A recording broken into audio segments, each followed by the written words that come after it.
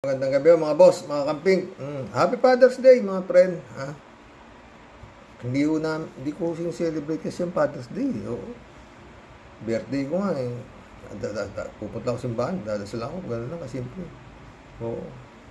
Ganun lang ako kasimple mga friend. Ganun lang din kasimple yung misis ko. Ganun lang kami. Basta wala kaming 48 years na kami. Going to 49, di ba? Ay, salamat to sa dumadagdag na subscriber. Magbigay lang ho tayo ng reaction dito. Maganda ho yung vlog na Christian Esguerra, ni Idol. Pakinggan natin. Bisita niya si Congressman Kuway. Yung pangalawang requirement ng Senado, paano gagawin doon? Eh kasi nasa 19th Congress pa kayo. At humihingi sila ng clarification from the 20th Congress na willing pa rin kayo na i-pursue yung impeachment case. Eh, hindi. 4 hours ago, meron hong 19,000 views ito. Parami pa ho ito. Namin masasagot yan dahil imposibleng masagot namin yan dahil 19th Congress kami at iba naman ang composition ng 20th Congress. So, but one thing for sure, no? So, maliwanag dito na magkakaroon ng continuation sa 20th Congress. Okay. So tatawid clearly from 19th to 20th. Yes. Okay. Pero nga, paano, ibig sabihin, does it mean na walang mangyayari talagang action between now and June 30? Puro yan, palitan. Well, may mga inaantay namin kung ano yung magiging tugon ng Vice Presidente dun sa summon. Diba? So, yan, maganda yan. Tapos siguro, kung may mga kinakailangan pang mga motion na i-file or mga antayin din namin kung ano magiging tugon ng Senado doon sa aming clarificatory questions. Kumusta naman po yung paghahanda ng House Prosecution Team? Kasi so far, mukhang patungo ito sa trial. Tama po ba? Tama po. So, kumusta naman yung paghahanda? Kami naman, tuloy-tuloy ang aming paghahanda at siyempre medyo naantala lang, di ba? Dahil nagkaroon po talaga ng eleksyon at medyo nahinto ng ilang linggo dahil nga doon sa nangyaring eleksyon, no? But since tapos na ang eleksyon, so ngayon, I suppose tuloy-tuloy na ulit ang magiging pulong namin at paghahanda. Anong tingin niyo rin, Congressman, sa agam-agam o obserbasyon ng iba na mas malakas yung political position ngayon ni Vice President Sara Duterte given the results of the senatorial election nitong Mayo? Well, given the opportunity to present the pieces of evidence, tingin ko baka magbago ang pananaw hindi lamang ng taong bayan, pati ang mga senator judges. What made you think that? Well, sa amin naman kasi, because of the evidence na meron po tayo, tingin namin malakas ang ebidensya na pinangahawakan namin. Basta't kami, ang hinihiling lang namin ay bigyan kami ng oportunidad na maipresenta ito sa impeachment court at mailatag ang aming mga ebidensya. So far ba na I think the last time we spoke, Kung papayag ang Senado, lahat ng paraan ginagawa ng Senado para wag malatag yung ebidensya sinasabi niyo dahil tepok sila dyan. Tuloy. Congressman, isa sa mga concerns yung paano isi-secure yung witnesses and other pieces of evidence. Lahat ba yun nagawa? Siyempre, tuloy-tuloy yan. Kaya lang, siyempre, kagaya nga ng sinasabi ko, hanggat tumatagal ang trial, siyempre lahat naman, hindi mo naman mapipredict kung anong mangyayari sa future, di ba? So, kaya nga kami, gusto nga namin talaga, sa totoo lang, magsimula na, nang sa ganun, at least kung maipresenta na namin, mailabas na namin, mawawala na yung mga agam-agam namin. Okay. Congressman, bago kayo nag-adjourn, nandun yung recommendations ng committee ninyo, na mag-file ng criminal charges against the Vice President. So basically, can this run parallel dito sa impeachment trial? Sa totoo lang, hindi kailangan talaga yung impeachment muna.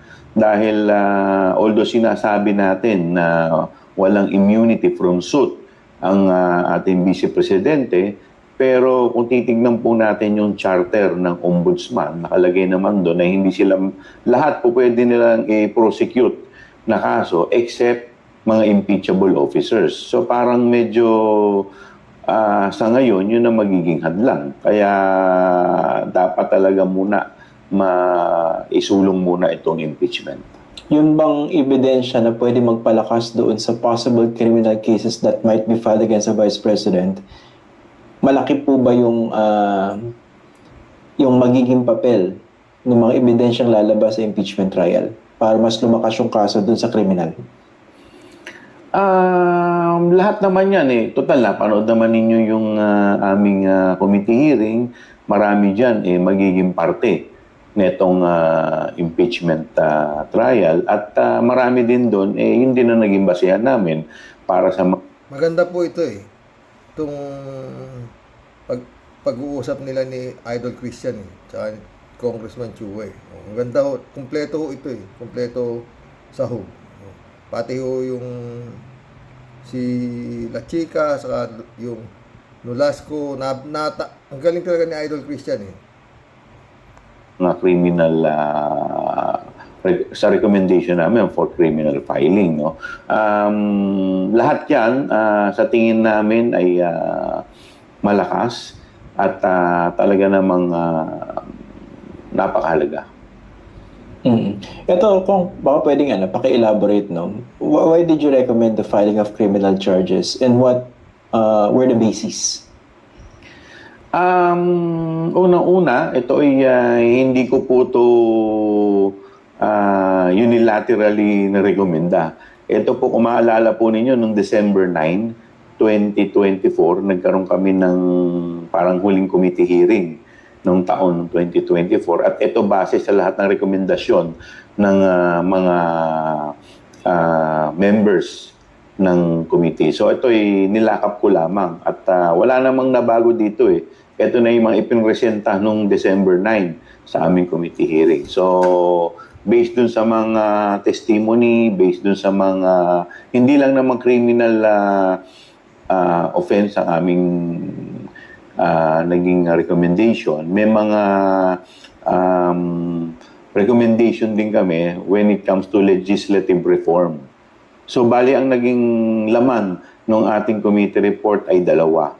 Yung recommendation for legislative reform, ano-ano po yung mga ito? Yung pag-aamyenda ng Joint Circular 2015-01 para ma-improve natin yung utilization, reporting, at saka auditing ng confidential fund. So, kasama rin dito yung mga paghihigpit sa mga SDO, yung tinatawag nating Special Disbursing Officer, sa mga requirement nila. Tapos nililimit din natin, kasama rin dito sa rekomendasyon natin ang paglilimit sa mga ahensya na tatanggap ng confidential fund na wala namang kinalaman sa intelligence gathering. Pati yung pag-aamyenda ng bank secrecy law at kasama na rin dito yung pag-review ng SALN para sa mga disbursing officers. So yun ang mga naging rekomendasyon natin sa legislative reforms. Yung criminal, yung legal action naman hindi mo maiiwasan kasi in the course of the committee hearing, ito ay maliwanag na natalakay at lumabas. So hindi naman po pwede na hindi mo ito mailalabas din sa recommendation mo dahil yung ang ating purpose ng ating investigation hindi lang pag-iimbestiga at pagbibigay ng in aid of legislation, kundi pag-iimbestiga rin ng malfeasance, nonfeasance at saka misfeasance. So yun ang naging epekto nito. Ito lang para medyo ma-refresh din yung memory ng mga viewers natin.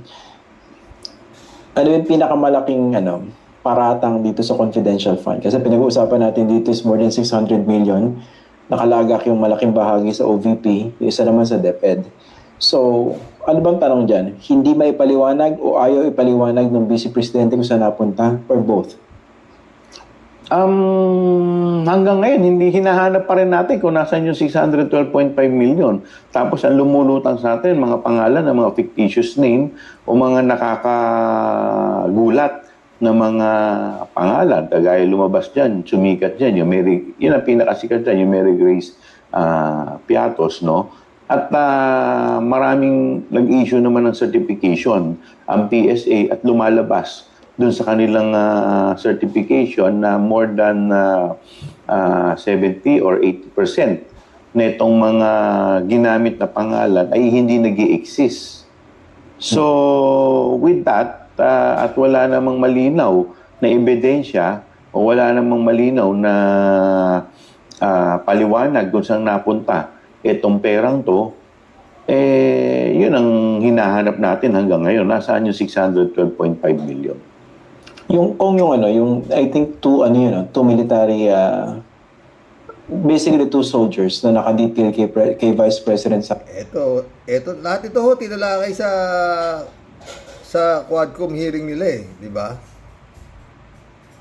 Pero, yun nga, nagwala-wala si Sara Duterte at inaapi daw sila kung ano, putang na talaga. Biniligtad pa ni Sara sila pa may kasalanan O, tuloy natin. Mamaya sabihin ko sa inyo kung ano magiging sagot ni Sara dito Duterte. Sila yung nag-withdraw, no? Ano pong update? Hindi sila ang nag-withdraw. Sa kanila tinurn over. Sa kanila tinurn over? Yes, with the consent. Yun yung pasang bilis na sinasabi ko mga friend. Pagka-withdraw sa land bank, ng mga taga-withdraw na mga nasa Office of the Vice President, tinawagan na si si Sara, okay na withdraw. Antayin nyo sila, chika, at saka sinulas ko. Bigay nyo sa kanila yung pera. Binigay na. Diba, nag-iiyak yung halos magkakanda, himahimata yung mga alalay ni Sara Duterte, pati yung Lopez. Darling niya yata yun Tuloy.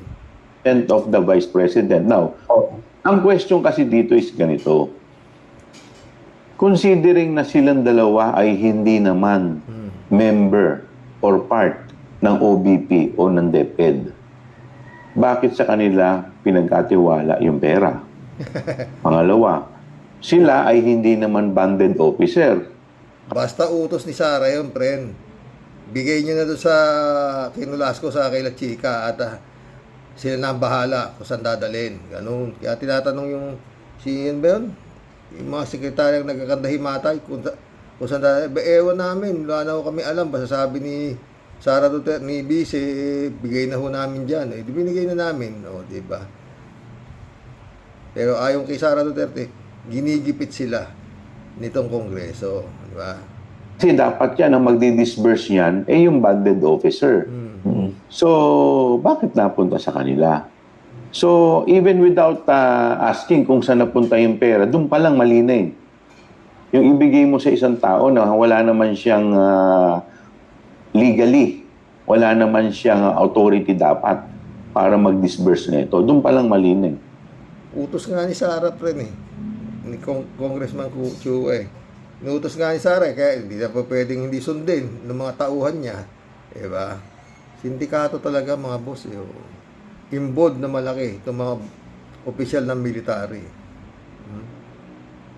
Pero nasa na po ito? Kasi I don't think, tama ba? Hindi sila naiharap sa pagdinig ninyo? Hindi sila naiharap, pero tingin ko ito. Yun ho yung nabitin Biglang kinuha ng AFP. Kami na ikabahalang mag-imbestiga dyan di ba? Yun ho yung nabitin. Dahil ihaharap na yung Nolasco sa Kalachika, biglang, hindi yung kinuha. Kami na bala mag-imbestiga. Hindi na yun dun Kasi walang maisasagot yung dalawang ungas na yun Sa totoo lang Sabit na dun Doon lang tapos na sana Kung naiharap yun, wala Kaya humaba ng humaba Magiging magiging parte din to ng impeachment.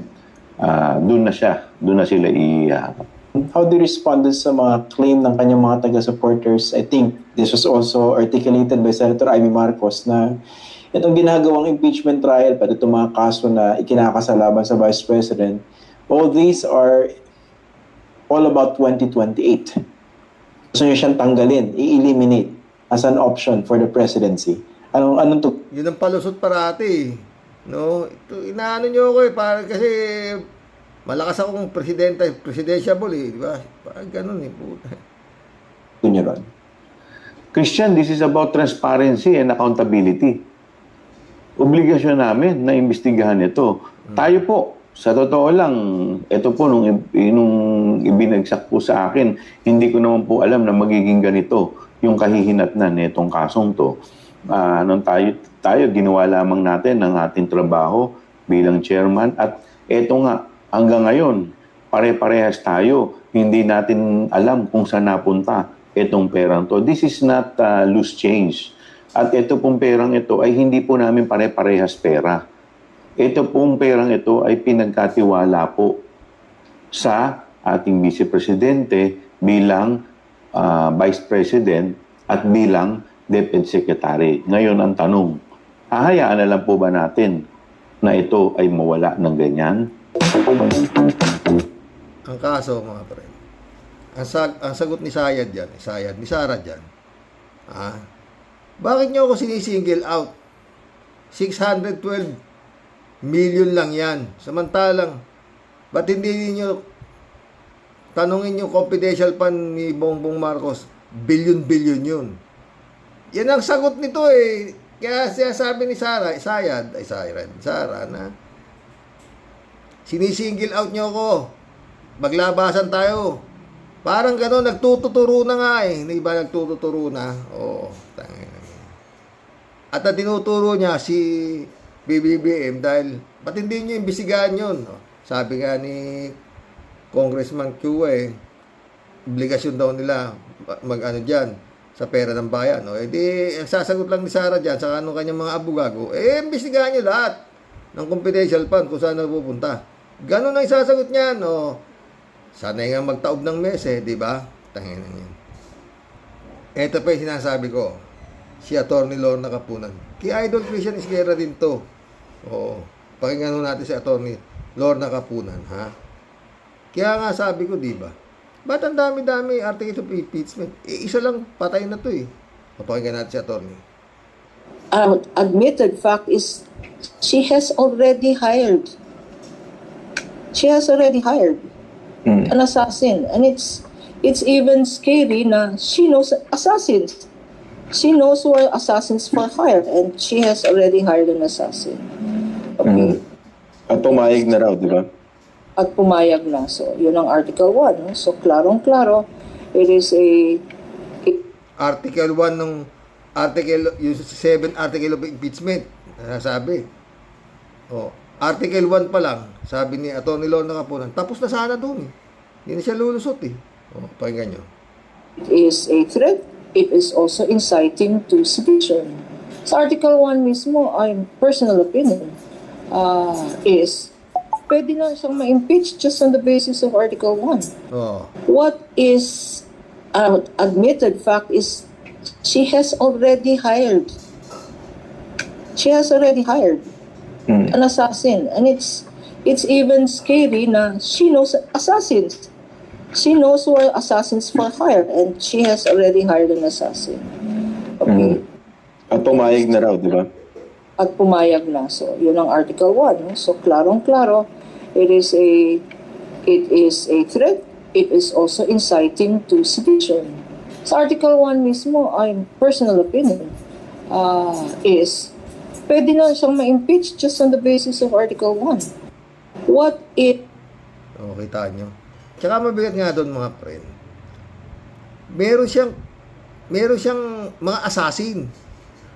Nausap ko, sinabi ko sa kanya, wag mong pag napatay ako, patayin mo rin yung mga yan. Yes, ma'am. Ma'am pa raw sabi sa kanya eh.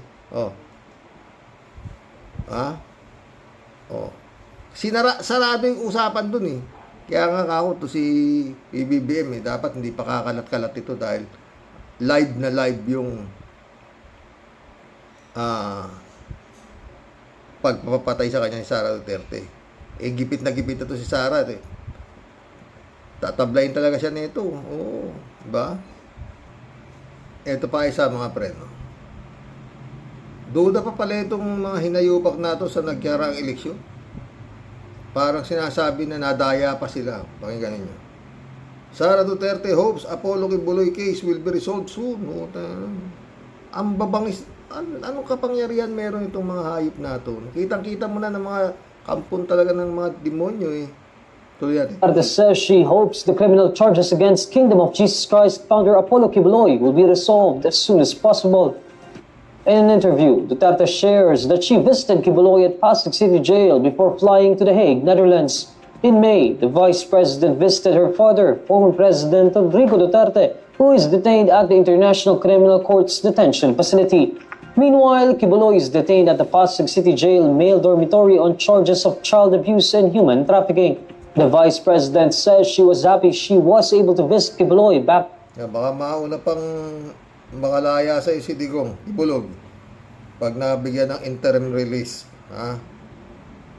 Hindi pala uso ron ng Nobel recommended eh. Maski na marami. Kung sana mali tayo doon. Sana hindi mangyari sa ICC na yan. Ang lagay ba naman? Paano ba lagay-lagay yan? Tuloy natin itong kikibulog. Then, and wished for his good health.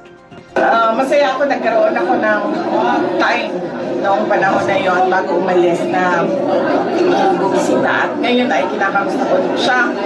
Sana ay nasa mabuting kalusugan siya at hindi na siya mahawa sa sakit dahil magkakaalam ko sinabi ng... Paano mahawa sa sakit niya si Kibulog? Ikaw talaga, sira talaga ulo mo. Appointed san nga yan, tanga-tanga mo. Nanggagamot nga yan ng may sakit, tapos mahawa sa may sakit, diba? Tuloy mo. Tangay ng buhay ito. Anong klaseng mga tao ito na nakakalat sa gobyerno ni Marcos, no? Doktor, hindi na siya pwedeng magkasakit ng pneumonia. At sana ay maresolba na yung kaso niya sa lalong madaling panahon. During her visit, the Vice President says she and Kibuloy discussed the results of the recently concluded 2025 midterm elections. Kibuloy recently called for a manual recount of senatorial votes. He alleged that there were numerous reports of overvoting anomalies and inconsistencies. Putay na, duda pa si Kibuloy na nadaya pa siya. Putay na talaga mga hayop to, mga demonyo. No? Number 1 na nga yung isang kampo nyo eh. Number 3 pa isa. May, nakapasok na nga yung 3 yata sa inyo, 4. Ganun, oo. Diskumpiyado pa kayo. Ballot readings and other electoral irregularities. Vice President Duterte also claimed that there was fraud in the 2025 senatorial elections. She believed the 3 more Partido Demokratiko Pilipino candidates supposedly won. However, she did not immediately provide evidence to support her claim. Commission on Elections Chairperson George Garcia declined to comment but said anyone is free to express their opinion in a democracy. Regarding calls for manual recount of votes, the COMELEC previously said it may be triggered by an electoral protest. Puta na, duda pa yung mga kampo ni Digong. Puta. Ay, nako mga boss. His Excellency, paano ba tayo dyan? Ewan ko na. Pero ito naman. Pag itong si Sara Duterte, inailusot ng mga senador, nailusot ng mga... Kasi, parang abogado niya yung Senado eh. Diba? Kaya nga, tato ako pag nagagalit si Secretary Ronald Llamas eh. Oo. Maliwanag naman. Hindi naman daw siya matalino. Pero wag naman niyo kami binobobo. Patay ng pulpan pala kasi ito. Kaya duda pa mga po. Diyos ko. Wala talaga mga friend. Basta ito si Sara Duterte, hindi natanggal to. Nakatakbo, dapat nga sana yun na nga, di ba? Sabi nga ni Atty. Lorna Kapunan na yun nga. Doon lang sa isa dapat, tapos na doon eh. Sa kanya pinala ng mga criminal cases. Oh. Sabi ni Congressman Chua eh, inanda na nila yung mga criminal cases na isasampa niya. Kaso sabi naman ng ombudsman, hindi raw ganito. Wala nga immunity from suit eh. Ba't sinampahan niya pa ng kaso? Hindi niya pala kayang ang gulo, no? Di parang may immunity from suit din yan. Kailangan mo na ma-impeach bago makakasuhan criminally. Ganun ba yun? Ewan. Sabi nga ni Chris Esguerra, di ba pwedeng pagsabay na yan parallel sa impeachment saka itong criminal? Hindi raw sabi sa ombudsman, di ba? Magulo. Parang bulbul. Magkulab na po tayo mga friend, ha? Shout out K54254. Hello, Tyrox. Pag napagbigyan yung interim release ng digong na yan, mas magkaka-loko-loko na talaga. Tatakas na yung digong na yan at maaring makapuslit dito sa Pinas nang hindi natin malalaman. Maniwala naman tayo na mananahimik yan. Talaga. Kaya nga, pag yan nabigyan ng interim release, tama si Atty. Libayan. Bulok tong ICC na to. Daming pinapatay, palalayain yung mga ulul. Kalat ni Baya, shout out. Decent, shout out. Sir, Xerox, pag pinagbigyan ng ICC yan, ibig sabihin, pera-pera din ng ICC na yan. Sinabi mo pa. Ang sagot niyan ng ICC Patawarin mo ako, ako'y tao lamang. Pelabot, shout out. Hindi nga tatakas, pero itatakas naman siya ng mga alipores niya, ng mga sanggano. Sinabi mo pa. Librado Ludovico. Malaking katangahan yan ng ICC pag digong nyo ay nakalaya. Blessed Saturday morning, Karox, and to all warriors watching from Edmonton, Alberta, Canada. God bless. Stay safe and healthy. Stay safe, Librado. Michael Edwin, shout out my friend Mike. Sila Silva, shout out. Motion denied dyan. Mabubulok na yan sa dahig. Sana nga, Silva. Chris Up. Sana ibasura yung petisyon. Kay Canales. Dapat, sabi niya. Jokiano, shout out. Karox, happy Father's Day. Happy Father's Day din, Jokiano. Pag pinagbigyan ng ICC, wala pala kayong kwenta. O, di ba? Walang kwenta talaga yan. Pag pinalaya ng ICC yan, puta na yan. Daming pinapatay, tapos pagpapiyan sa inyo, mga tanga ba kayo dyan sa ICC? Diretsuhan na, di ba, mga friend? Ang klase kayong korte. Crimes against humanity, tapos sabi nga, yung interim release, kumbaga dito sa atin, piyansa. Ang klaseng katangahan yan. Pag nakalabas yan, tatakas yan, BBM, mag-alsabalutan ka na. Joke yan. Ruben Lantin, shout out. Di po maaprubahan po yan sa crimes against humanity. Di ba? Yun nga tapos ang rason lang, old age, tangina yan. Joke yan, nito. Lahat ipapangako niyan para lang makalabas. Sinungaling yan. Yun nga di ba?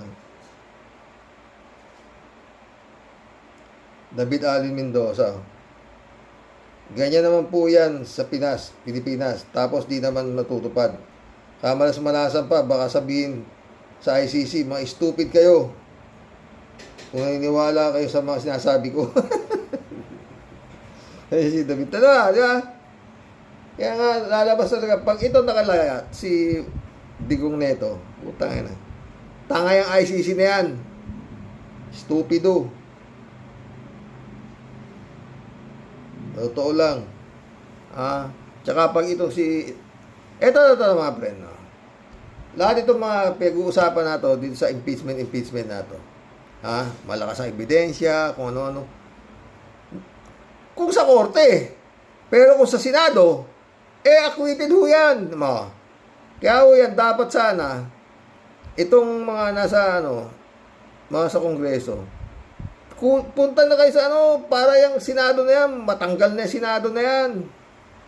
Dahil hindi naman nagtatrabaho para sa mga Pilipino sa bansa, kundi para sa Duterte. Yun na yan. Yun. Elizabeth Iscare, good evening Sir Rox. Ikukulong lang yan sa ibang bansa. Yan ang alam ko. O member lang nga ng ICC. Kung ibig sabihin naman na parang piyansa daw ni Digong, ay nako, sana wag na nilang aprubahan yung hiling ng interim release ng abogado ni Digong. Wag sana itong aprubahan ng ICC para naman tuluyan ang mabigyan ng hustisya ang mga biktima nito na pinagpapatay nila sa drug war nila. Ay, masisira ang ICC dito pag ginawa nila ito. Ano ba kung masira? Kung bilyon ang pinag-uusapan dyan. Dami yatang bilyones ng Duterte. Kaya pulong lang, 51 billion. Puta. 51 billion. Puta. Muntik ng ilang... kay Sara pa. Kay Digong pa. Yeah. Billion na... baka mas mayaman pa kay Henry siyan eh. Totoo lang. Mas kay Villar, baka mas mayaman pa yan si Digong. Trilyonary yan. Laki, ilang trilyon na inutang yan. O, di ba? Hindi sa Betiscari. Wala pa naman desisyon ng ICC dyan. Hintayin na lang natin. Yung mismong ICC ang magdesisyon. Nag-request lang ata ang abogado ni Digong. Sana nga, Elizabeth, kaya nga lang. Pag yung ICC na yan, pinayagan niya ng piyansa, putang na yan. Gagawa niya. Malu Santos, may batas din po kasi ang ICC para sa isang akusado na bigyan ng interim release kung ang mga ito ay makapasa ayon sa rules ng ICC. Kung yan ay itatakas, mas lalong bibigat ang kaso ni Digong Buitre. Wala siyang pakialam, basta ang problema na itakas siya, ganun lang yan. May El Chapo, TJ Siopo. Baliwala kung bibigat ang kaso ni Digong, basta makaalis siya dyan sa ICC. At palanado na ang lahat ng gagawin kung magtago man yan sa ibang bansa na di member ng ICC. Walang magagawa ang ICC, makakapagtago si Digong. Pagkatapos mag-uutos lang yan na balikan ang mga taong nagpakulong sa kanya. At kung sasamain pa maging presidente si Sara, ay ayos na buto-buto. Makakabalik na sa Pinas ang hari ng mga halimaw at tuloy ang ligaya. But 3J Shop ito but Xerox, in their dreams lang ang mga ito dahil ang Diyos ang kikilos para sa ating mga Pilipino. At kapag ang Diyos ang kumilos, walang sino man ang makakahadlang. Naniniwala ako sa iyo dyan, Tren. Totoo lang. Whiskey, shout out. Naku, bobotak yan. Sa Davao yan, tatago. Sa Kingdom, maraming baka namimiss niya na yung mga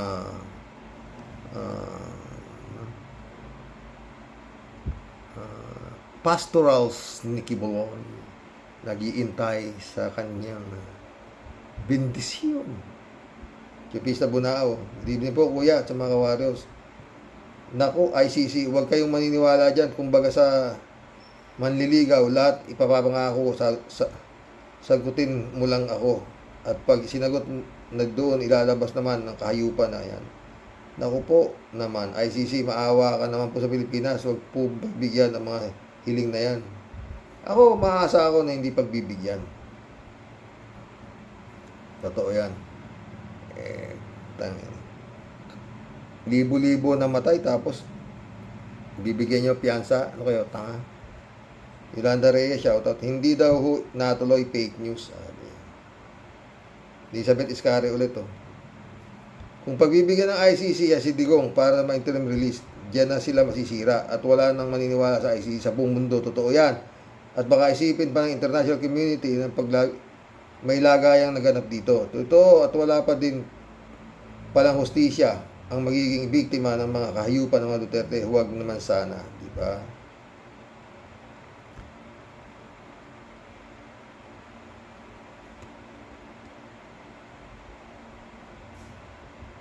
Federico Mandak, shout out.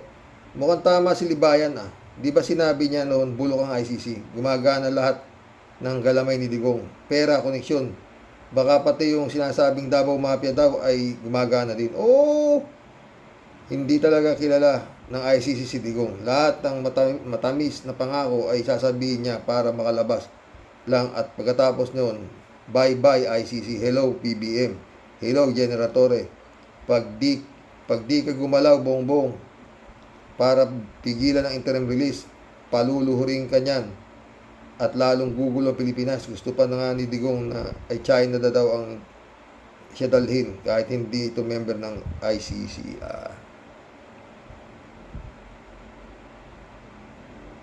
Yolanda Reyes, minura nga ni Digong yung ICC, dapat huwag kayong maawa, maraming kasalanan. Kung laki ng lagay pa. Federico ulit, Pag pinagbigyan ng ICC interim release ni Digong, wala na ding saysay para arestuin pa si Bato, Bongo, Albayalde, di ba? Sara at iba pa. Gagasos lang ang Pilipinas. Wag na lang, sayang lang ang pera.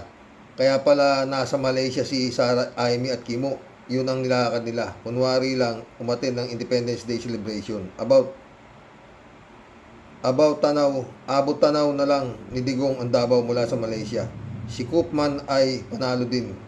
Baka fully paid na yan sa loob ng 1 taon. Serbisyo basta pa kapalabas lang sa ICC si Digong. O, diba? Sang-ayon ako sa iyo, Federico. Pero maasa pa rin ako na hindi magpapakatanga ang ICC. Hindi sila masisilaw sa bilyones ni Digong.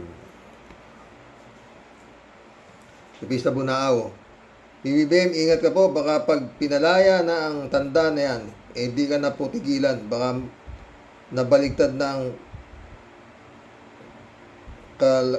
kalakaran nyo. Ano ba ang klase ng gobyerno natin ngayon? Bakit tila mananalo pa yata ang masama? Talagang ang Panginoon Diyos nating lahat ang ating asahan. Hala, kuya, ang dami na ng aso ni Sara. 18 senador, Harry Roque, May Salpanelo, mga vlogger. Kaya nga di ko binoto itong si Lapid. Kasi talagang Duterte yan. Duterte siya. Sayang, nakita ko pa personal noon si Lapid. Talagang gwapo po dyan noon. Ngayon di na, nakakasuka na siya. Pista ulit Hala, sana di po, sana di naman po drama lang ang lahat. Pero di nga kaya. PBBM, kilos naman para di ka po weak leader at ikaw po ang kapumayag na makalaya ng pansamantala sa tanda.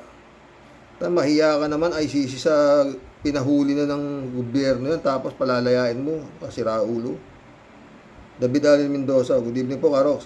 Sa tingin ko po, di naman papayagan ng ICC na pagbigyan ng hinihiling interim release. Alam niyo naman po na kahit ano ang gagawin ni Kupalman sa laki ng bayad sa kanya. Totoo. Ako rin, hindi ako maasa akong hindi pagbibigyan. Mercedes sa'yo. Palalayain pa samantala pero hindi na makakabalik sa dahig. Marilo Pabianak, shout out. Good evening po tayo sa mga ka-warriors. Talagang grabing dinudulot ng pamilyang ito sa ating bansa. Tila tayo sinumpa sa kasamaang dinudulot ng 3 years na pero sila pa din ang nagdo-dominate sa news sa atin. Global news nga pero di naman sa kabutihan ng imahe natin. Nawa naman po ibigay ang wisdom sa mga nasa ICC na hindi pagbigyan ng interim release na ito. Nasayang lang ang effort ng gobyerno na ipadala sa dahig. Lord, huwag niyo pong ipahintulot na mangyari ito. Amen. So, yun na nga rin ang dasal natin, Mercedes ulit Hindi na yan babalik sa dahig. Mark my word. Noon pa yan gustong pauwiin ng mga anak. Papaano yan? Kasinungalingan ang sinasabi niya na hindi naman totoo. Gusto lang niyang makatakas. Kaya nga tanga nila yung ICC. Mercedes ulit Huwag nang palayain yan. Walang hustisya ang nangyayari sa taong pinapatay niya. Naway huwag na makalabas sa dahig. Yun nga. Friend Shervin Sapeda, shout out. Christian Sen, shout out sa iyo. Salamat sa paggrita. July 7 Alcantara, shout out sa inyo mga boss. Dolor Gracia, shout out. Eman Escalona. Friend Amy Bingson, shout out. Sabi ni Friend Shervin. Impong ba siyang Team Tina Deli po, bumabati po at kumakaway po sa may ngiti. Siya si Rox sa buong team Rocky Warriors the Great. Ano daw po si Rox? Palalayain? Ay, yun nga sabi. Anak ng halimaw na sa banga talaga Bay, para ano pa nagpawis ng lapot-lapot si General Torre bago pa yan napasakay ng eroplano. Tas ngayon ibabasibas din kung saan-saang bansa na kaya ding manipulahin at tapalan ng pera. Ay, Jesus Mariosep na tinamaan ng lintik ng mga yawang ICC na yan. Hindi pa naman sigurado, Tia Delica. Antay-antay tayo. Umaasa akong hindi mangyayari, unggoyan lang din pala ang kalalabasan ng mga pag-grandstanding na presscon ng ICC at di pa nga nasusunod yung dinakdaan na petsa sa September o ayan at bumigay na ang mga tuhod nila sa mga padrama ni Ingkong. Nako, para pa. Akala ko ba tigasin ng ICC?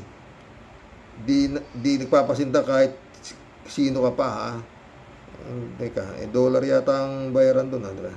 Nako, tandaan nyo na. Tandaan nyo na nga, ha?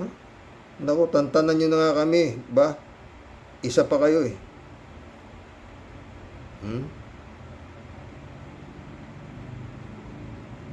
Nakakapanggigil kayo ng rayuma na pinutukan din kayo ng mga lintik, mga buwisit. O di sige, pakawalan nyo para makita nyo, hinahanap nyo. At kayo ang managot sa bansang Pilipinas. Nuknukan nga yan na sinungaling, baligtad ang tila, 10 salita, 11 mali, 11. Times to mo na, 20. Tas ngayon, paniniwalaan nyo, mismong kayo binalahura at minuramura niyang impacto na yan. Tas ngayon, ganyan lang pala kadali. Layas din agad. Ay, nako. Magsipag hunos dili kayo. At baka di ko kayo matansya, machinelas ko yung mga nguso nyo. Mga pinutuan din kayo ng mga lintik. Nagsasayang lang din pala kaming lahat ng panahon. At naniniwala na kayo tunay na mga astig. Yung pala pangako nga ang mapapala ng sambayan ng Pilipino sa inyo. Sabi ko naman kasi sa iyo, Xerox, sa pugong biyahero, mas malinaw ang pag-asa. Depende sa bundok na aakyatin mo. Pag ang suot bahag lang, namumulot lang ng kahit ano sa ilog, tas nakatira lang sa ilalim ng puno, mas jackpot ang views, tas ang anak 12. Tawa ka ng tawa. Puro uhugin, million agad ang views, Xerox. Nanonood ka ng pugong biyahero, ha? Tia Deli ka, ha? Ang ICC na fake news lang po tayong lahat. Ngiting tagumpay ang mga naka-line up. Bato at Bongo, congratulations sa inyo. Di na kayo dapat trabahan. Tuloy na ligaya. Bardagulan na si Senado. Tunay kayo ang mga bida. Mga leche, mga buwisit, may pinutukan kayo ng talaga ng lintik, kinampwe. Yan, deli to. Kaya po.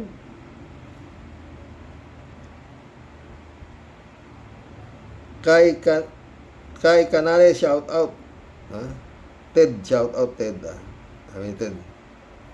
Ang gusto ko lang sabihin at isipin ka, Roque, ay hindi papayagan ng prosecutor ng interim release ni Duterte kahit na ito ay nasa Rome Statute ng ICC dahil dapat makumbinsi muna ng ICC ang mga kondisyones sa interim release. Maaring matransfer siya sa ibang kulungan, isang bansa na miyembro ng ICC. Sana wag naman sa Cambodia, Malaysia, Timor-Leste at Bangladesh. Mga korap na bansa ito at malapit dito. Baka tuwing Sabado, Linggo, ang piyesta opisyal ng Davao. Ang demonyong yan. Sinabi mo pa. Eplobida, shout out. Pag mapalabas si Digong sa ICC ay hindi na yan madadakip ulit. Magtatago na yan. Siyempre, pupunta na siya sa kingdom. Siya na ang ano doon yan administrador ng mga pastoral ni Digong. Ay, pneumonia na pala si Digong doon, nahahawa ro sa mga preso. Pero nakangiti naman si Sara nung dinalaw ko ikan, nakangiti siya. Kibulog, baka dinadasal na ni Sara, mamatay ka na. Total, nasa kanya, nakakaidigong naman na lahat ang, diba, ang dating kanya. Luzon, Tang, interim release to San Salvador. Jane Labay na, shout out. Xerox, ang kutob ko dyan, mapapayagan ng ICC kasi crimes against humanity ang kaso niya. Saka papayag ba ang prosecutor? Ang kutob ko dyan, mapapayagan ng ICC kasi cash.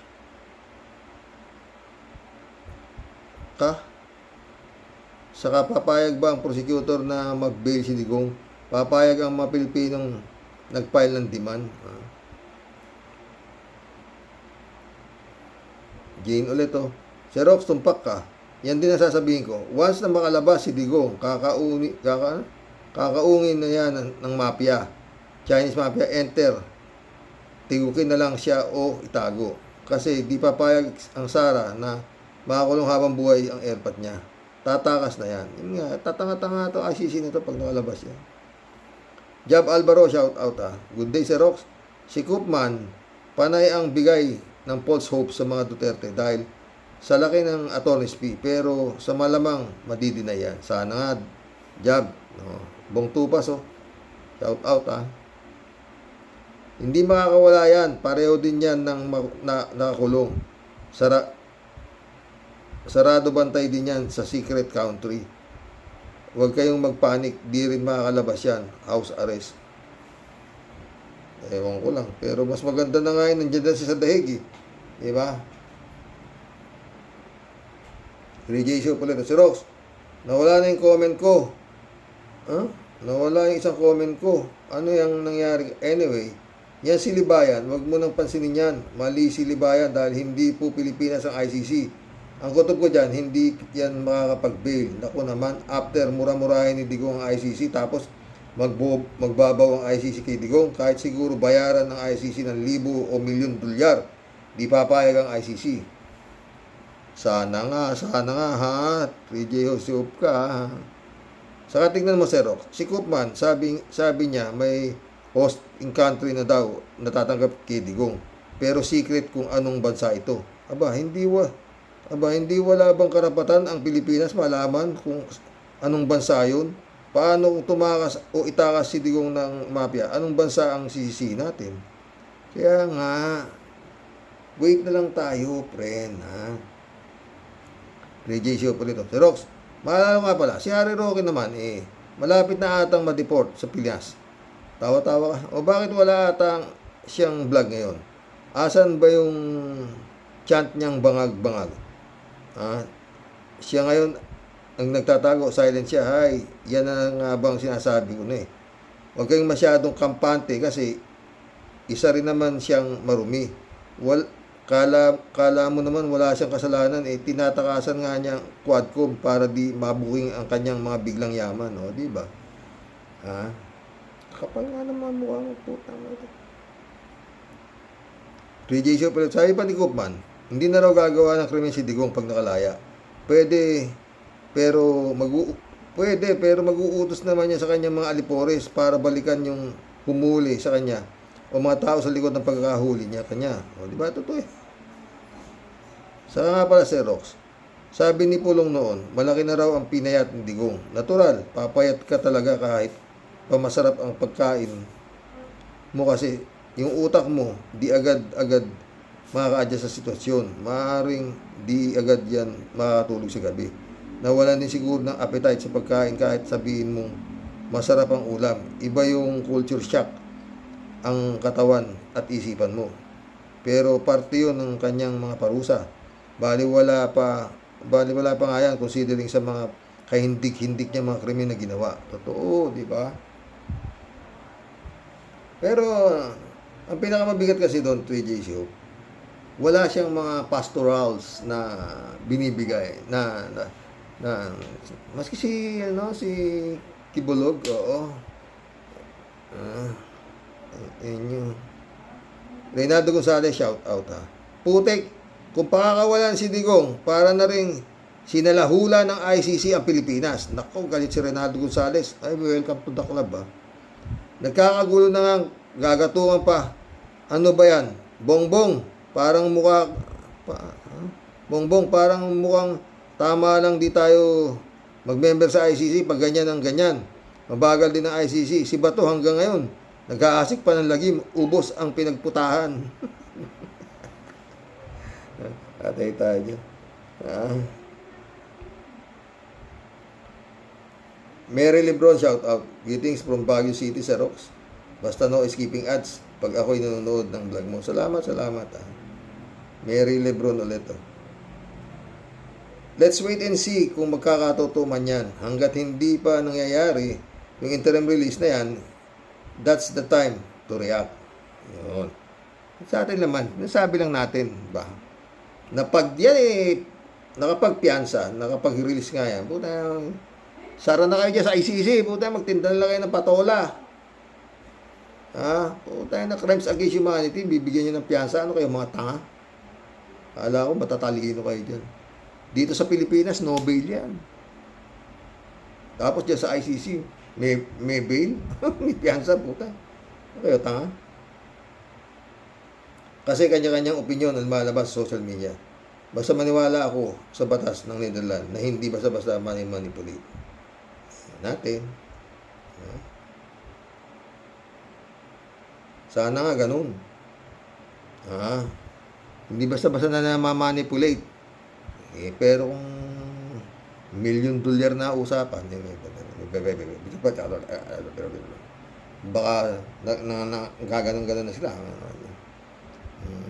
Anyway, ano ba sabi? Patanga na niya, ginugulo nyo rin lang kami rito eh. Sige, lipat niya sa ibang bansa, hype niya. Nag-aaksayan pa namin, pinatutuktor pa namin yung bugok na yun dito. Sakit pala ulo namin dyan. Hindi ba? Sana mali tayo Pero palagi ko hindi mangyayari yan.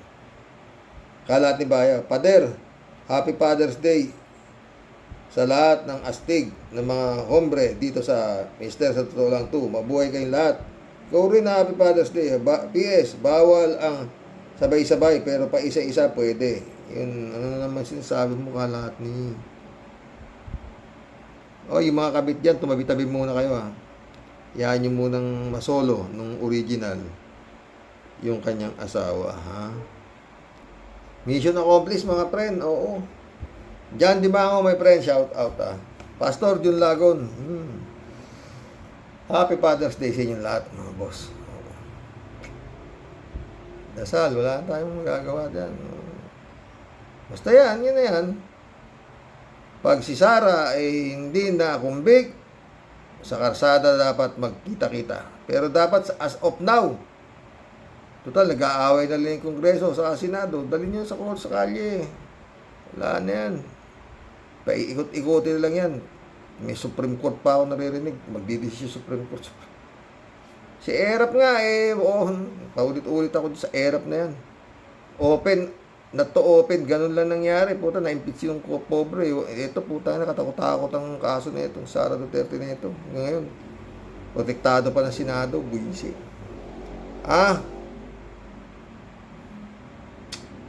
Sige po, hanggang bukas. Magandang gabi po, mga boss. God bless.